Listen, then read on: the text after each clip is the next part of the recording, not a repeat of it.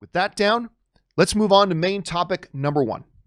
And our first main topic today gets submitted to us by Chris Brickner, who writes, HBO Max has been out for about 2 months, and Variety reported that it will lose all 8 Harry Potter movies.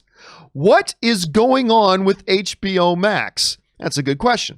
Along with not being on Roku and Amazon, losing the Harry Potter franchise so early seems like another misstep. What are your thoughts on this? All right, thanks a lot for sending that in, man. And yes, you're absolutely right. Word has come out that in, I believe it's late August, all 8 of the Harry Potter franchise movies are being removed from HBO Max. And I personally know a number of people who the whole reason they got HBO Max, some people for the Justice League stuff, whatever, but I also know a number of people who specifically got it because they wanted that Harry Potter content. Well, the Harry Potter content is going away. Within months of HBO Max launching, they're losing one of the biggest franchises in film history.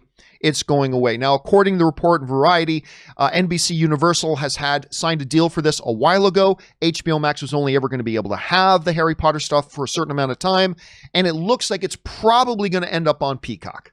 I just hate saying that name. It's probably going to end up on Peacock. There's no official word right now saying that that's the case. There's no official word right now saying that the new Harry Potter movies will indeed end up on Peacock, but everything seems to line up that shortly after we see the Harry Potter movies disappear from HBO Max, they are probably going to end up finding their new home on another streaming service that isn't on Roku, another streaming service that isn't on Amazon Fire, and a streaming service that isn't letting you use HDMI cables, which we talked about on yesterday's show.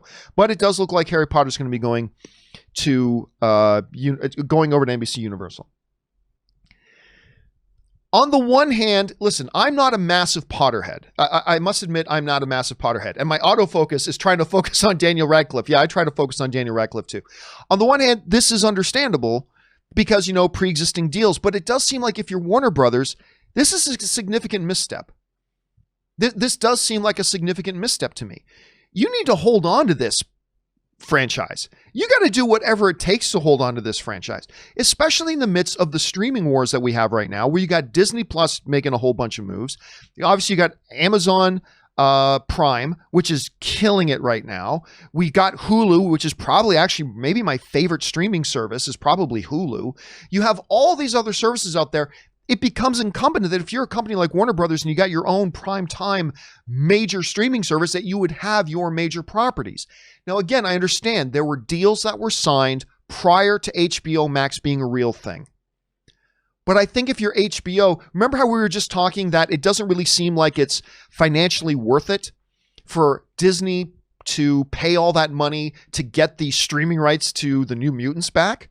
Well, if you're Warner and HBO, it is worth the money to make sure you hold on to those streaming rights for Harry Potter. But who knows? Maybe Universal is pricing them out of it. That's the thing right now. Question is, guys, what do you think about this? Are you an HBO Max subscriber? If so, is one of the reasons you got it so you could watch the Harry Potter movies? What do you think about the fact that it's leaving? It'll probably come back someday, but how many years is this deal for? We don't know. Jump down to the comments section below and let me know your thoughts. All right, guys.